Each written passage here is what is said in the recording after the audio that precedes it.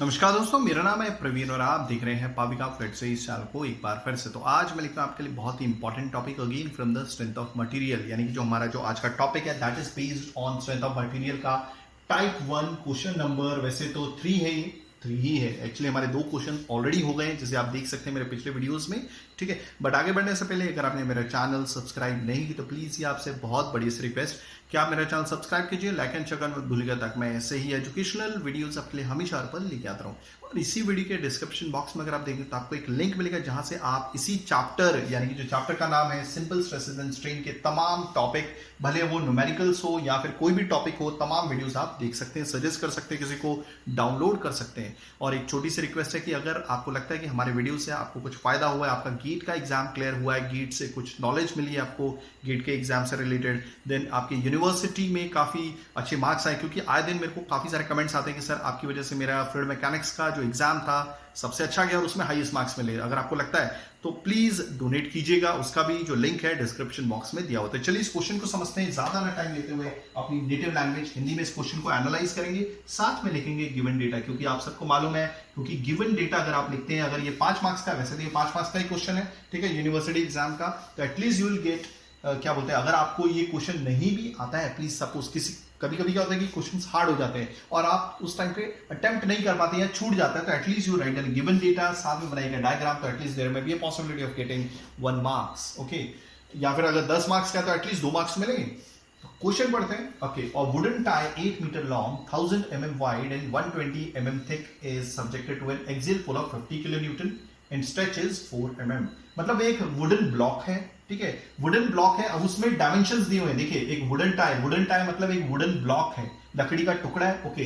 किस हिसाब से उसका डायमेंशन, लेंथ दी हुई है, ब्रेड दी हुई है, हाइट दी हुई है, ठीक है, क्लियर हो गया, यानी कि थिकनेस दी हुई है। तो मैं वो ब्लॉक बनाता हूं, कुछ इस तरह से दिखेगा, देखिएगा ध्यान से, ओके। तो ये हो गई हमारी लेंथ, ओके ओके, इस तरह से कुछ ये दिखेगा, ठीक है। इसकी जो लंबाई दी हुई है, दे हैव गिवन 8 मीटर, तो that is length is 8 metre, हो गया। यहाँ पे लिख देता हूँ देयरफॉर, देखिए ज्यादातर गिवन डेटा डायग्राम में भी आ रहा है, तो हो सकता है कि मैं यहाँ पे नहीं लिखूंगा, बट लिख देता हूँ, कोई प्रॉब्लम नहीं, ओके। अब इसकी जो विड्थ है, विड्थ मतलब ये, ठीक है, वैसे अगर आप देखेंगे विड्थ इज कितनी दी हुई है, दैट इज योर 100 mm, ठीक है, ओके। इसकी जो थिकनेस है, थिकनेस मतलब ये, ठीक है, यानी कि मतलब ये जो आपको दिख रही है, कहने का मतलब है ये, तो ये जो थिकनेस आप देख रहे हैं, थिकनेस इसमें क्वेश्चन में ऐसा कुछ दिया हुआ है। एक्चुअली क्या होता है कि इससे क्रॉस सेक्शन एरिया को कुछ फर्क नहीं पड़ने वाला है, ठीक है। अब मैं बताता हूं कि क्रॉस सेक्शन एरिया क्या है, किसकी बात हो रही है, ठीक है, ये वो क्रॉस सेक्शन एरिया जिसकी बात हम कर रहे हैं, ठीक है। आप देख रहे हैं कि एक्चुअली में जो विड्थ है, इसकी लंबाई कम है एज कंपेयर टू थिकनेस, ठीक है। थिकनेस तो बहुत छोटी सी चीज है, ठीक है, बट डायग्राम में इस हिसाब से दिख रहा है कि ये जो आपकी विड्थ है, ये छोटी है आपकी इस क्या बोलते हैं थिकनेस से। एक्चुअली में ये 120 mm इसको देना चाहिए, और ये जो 100 mm है, क्योंकि कम है इसलिए थिकनेस में आना चाहिए, बट इससे कुछ फर्क नहीं पड़ने वाला, क्योंकि क्रॉस सेक्शन एरिया तो सेम ही रहने वाला है। जहां पर फोर्स एक्ट करने वाली है वो क्रॉस सेक्शन एरिया की मैं बात कर रहा हूं, वो भी रेक्टेंगुलर क्रॉस सेक्शन एरिया। इससे पहले आपने जो क्वेश्चन देखे होंगे that was based on rod, okay, और उस दौरान आपका जो क्रॉस सेक्शन एरिया क्या था, वो ये था जो रिप्रेजेंट करता है एक सर्कल को, और सर्कल का एरिया क्या होता है हमारा πd²/4 या πr² होता है। मगर इस केस में जो हमारा क्रॉस सेक्शन एरिया है, जहां पे एक्चुअल में एक्सियल फोर्स लगने वाली है, आइदर कॉम्प्रेशन में या फिर पुल में, वो हम देखेंगे आगे जैसे जैसे क्वेश्चन बढ़ता है, कुछ इस तरह से ये दिखेगा। आइदर 120 mm को आप यहां भी लिख सकते हैं, या 100 mm को यहां भी लिख सकते हैं। मैं ऐसा इसलिए बता रहा हूं क्योंकि देखने के हिसाब से, देखिए डायमेंशन तो मैंने जरूर लिख दिया यहाँ पे, विड्थ आपकी 100 mm है, थिकनेस आपकी 120 mm है, बट ये देखने के हिसाब से जो विड्थ है छोटी लग रही है और थिकनेस काफी बड़ी लग रही है। थिकनेस छोटी होती है और आपकी विड्थ ज्यादा होती है, ठीक है, बट इसे क्रॉस सेक्शन एरिया से फर्क नहीं पड़ने वाला, क्योंकि ये आपस में मल्टीप्लाई होके ही ये बन जाएगा लेंथ।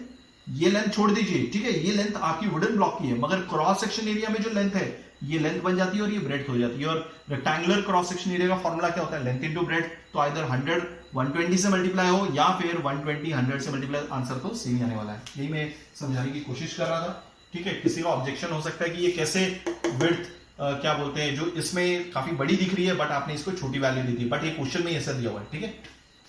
आगे बढ़ते हैं, okay. Is subjected to an axial pull. अभी जो एक्सियल पुल है ये भी एक अलग कलर से बताता हूं ताकि आपको दिखे, ठीक है, हर चीज बेटर। कौन सा कलर लूं मैं, अभी तो यूज किया था मैंने, ग्रीन कलर लेता हूं, ठीक है। कुछ इस तरह से दिखेगा। देखिए एक्सियल पुल इस तरह से दिखेगा और कितनी फोर्स लगाई जा रही है 50 किलो न्यूटन की, ठीक है। और ये जो फोर्स है आप यहां से देख सकते हैं या फिर यहां से भी कर सकते हैं या फिर ऐसे भी कर सकते हैं, आपकी मर्जी है, ठीक है। क्योंकि क्रॉस सेक्शन एरिया को यूज किया जा रहा है जहां पे ये फोर्स बताई गई है, तो दैट इज 50 किलो न्यूटन, ठीक है। ओके चलिए आगे बढ़ते हैं। Okay stretch is 4 mm। एक काम करता हूं, देखिए यहां पर जो फोर्स की वैल्यू है P ले लेते हैं, that is your P। Okay तो P की वैल्यू कितनी दी है 50 किलो न्यूटन।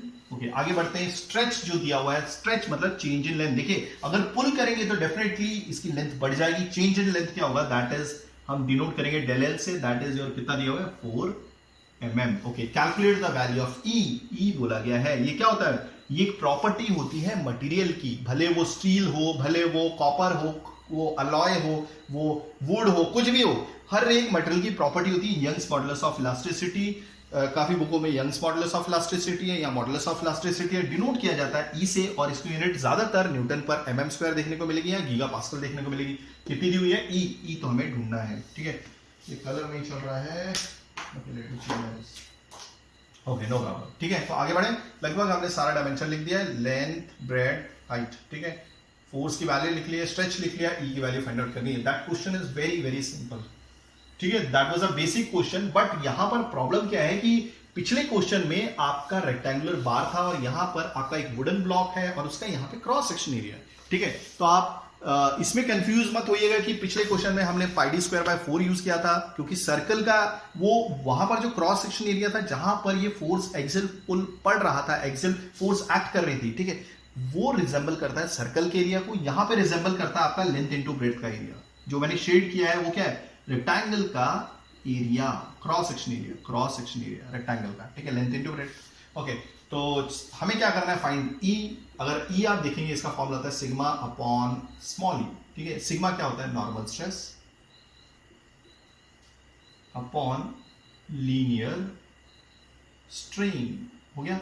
अगर आप इसका फॉर्मूला देखें, नॉर्मल स्ट्रेस क्या होता है पी अपॉन ए, पी क्या था हमारा फोर्स, ओके। एरिया क्या होता है cross section area, okay. Linear strain क्या होता है चेंज इन लेंथ, ओके। मैं इसको क्लोज कर देता हूं, अपॉन ओरिजिनल लेंथ, हो गया। अगर आप अच्छे से देखेंगे तो that is your cross section area को मैं सिर्फ कैपिटल ए बोलूंगा, ओके। अब ये जो एल है ये पलट के ऊपर चला जाएगा तो कुछ इस तरह से दिखेगा, बीच में इनटू का साइन है, ओके। तो therefore E is equal to P upon A into L upon del L, okay. तो पी की वैल्यू कितनी है 50, ओके। अब 50 किलो न्यूटन, तो किलो को मैं एब्जॉर्ब करा लूंगा यानी कि 1000 के तौर पे, ओके, हो गया।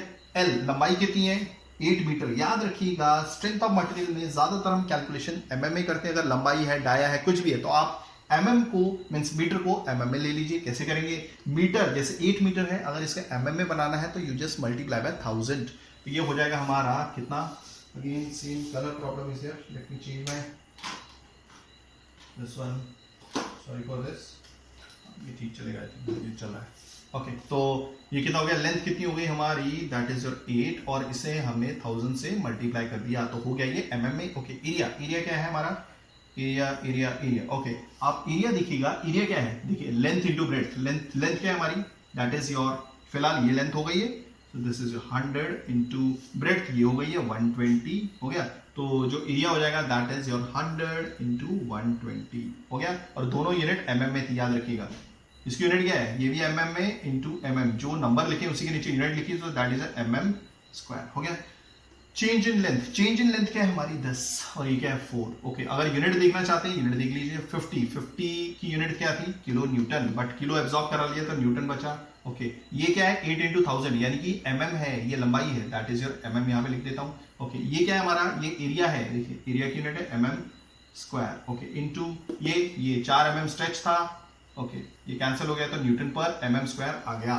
तो E की वैल्यू जो होती है दैट इज कि न्यूटन पर mm स्क्वायर तो आएगी, बट आंसर क्या आएगा अगर आप कैलकुलेटर से निकालेंगे, तो this is coming out to be 8333, कितने 3, ओके, 0.33 हो गया, ओके। एक काम करता हूं मैं इसे 1000 से डिवाइड कर देता हूं, so that will be 8.33333 kilo newton per mm square. और एक चीज बता देता हूं, एक रिलेशन याद रखिएगा, 1 kilo newton per mm square is equal to 1 giga pascal, यानी कि 1 kilo newton per mm square को गीगा पास्कल से रिप्लेस कर सकते हैं। 1 यहां पर है तो यहां भी 1 है, सो देयरफॉर हम ई निकालेंगे 8.333 अब बस इतना भी लिखेंगे तो चलेगा, दैट इज गीगा पास्कल। तो आई होप आपको चीजें समझ में आई होंगी। Let me check everything is working fine.